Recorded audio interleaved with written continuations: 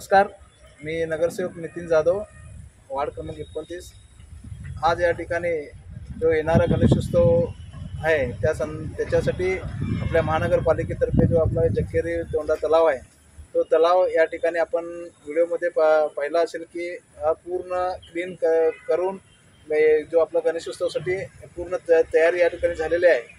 आणि मी नागरिकांना विनंती करतो की आता जे 27 तारीखला गणेशोत्सव आहे, त्या गणेशोत्सव झाल्यानंतरला ज्या ठिकाणी विसर्जन होतं आहे, तुम्ही विसर्जनपर्यंत ह्या जकेरी होंडामध्ये काही पण एक कचरा टाकू नये अशी मी विनंती करतो। आणि हा फक्त तलाव गणेश विसर्जनसाठीच केलेला आहे अशी मी नागरिकांना सांगू इच्छितो। आणि आपल्या समस्त महानगरपालिकेतर्फे हा एक सुंदर असा तलाव या ठिकाणी निर्माण झालेला आहे, त्यासाठी मी सर्वांचं धन्यवाद।